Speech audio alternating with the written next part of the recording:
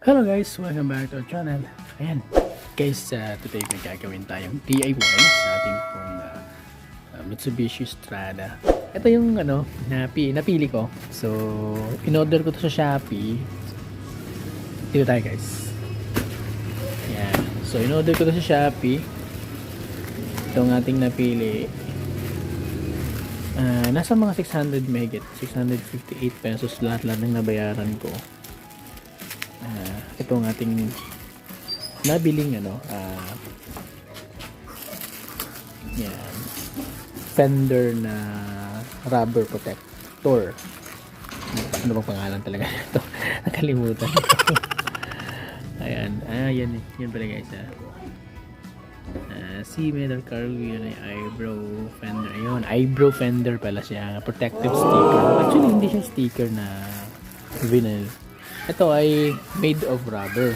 Tapos meron siyang 3M na double-sided na which is na yung ididikit natin dun sa fender ng ating Strada. So yan, ang in-order ko guys 6 meter para magpuputol na lang tayo habang kinakabit natin sa ating Strada. So ito guys. Yan. Ang rubber hindi siya matigas guys, malambot lang siya. Hopefully, tumagal ito. Itong rubber buksan natin guys. Ayan, so ito siya guys. Alright, so malambot siya guys. Ayan so, ayan, sobrang lambot ng kanyang rubber. Ayan, para siyang kutsyon. Ayan. Sobrang lambot yung kanyang rubber. Ang purpose ko kasi nito guys is para lang hindi magkaroon ng paint chips dito sa kanyang fender. Yan. So, meron na nga siyang kakunting paint chips dito. Yan. Kinulayan ko lang, pinturahan ko lang ng ng samurai paint na kasing kulay nito. Kasi nga nagkaroon na siya ng paint chips dito. So, yan. Okay, ito yung kanyang ayan. So, ipapakita ko sa inyo guys. Ngayon, panoorin nyo kung paano natin ito siyang install. Sige, let's begin.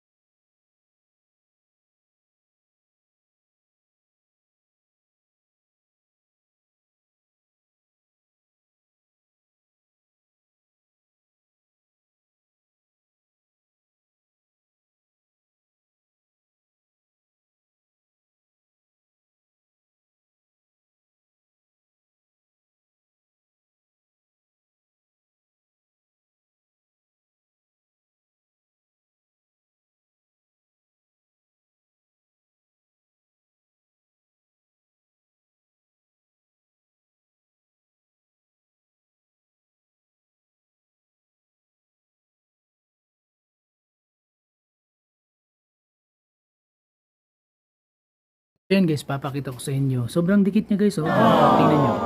Oh. Ayan, oh. Sobrang dikit niya. Maganda yung double-sided na ginamit sa rubber na ito. Sobrang dikit niya talaga. So, mahirap tong tanggalin. Pag tinanggal to guys, for sure matitira yung double-sided na tape. Ayan. So, mahirap tong linisin. So, ayan, talagang pang ano na siya, pang matagalan na to. Ayan, oh, sobrang dikit ng kanyang double-sided tape. Sige, pagpatuloy natin guys.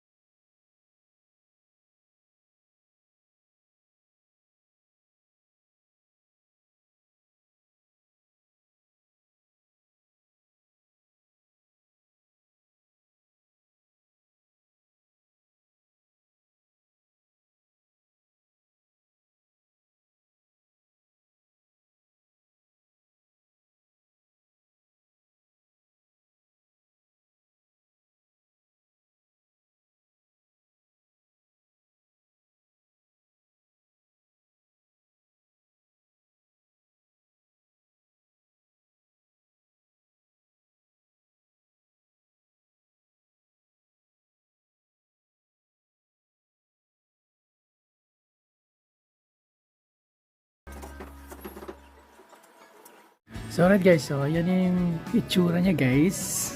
Ayan. So, dito tayo sa kanyang gilid. Ayan, so yan yung itsura niya. Medyo may mga, parang may mga wave. Kasi nga, rubber kasi, sobrang lambot yung rubber. Ang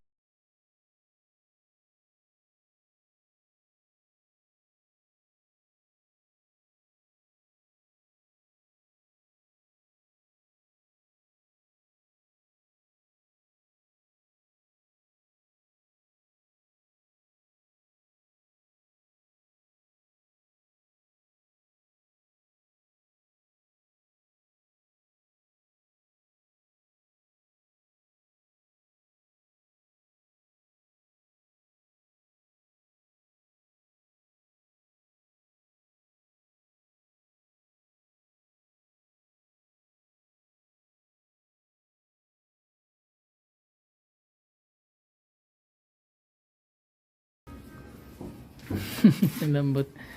Delikado pag ano, pag natamaan ng hard object. Baka ano siya, mapunit. Ayan, so may gagawin tayo dito siguro, baka lalagyan natin to ng mga pampakintab. So para mas gumanda yung kulay niya kasi dry.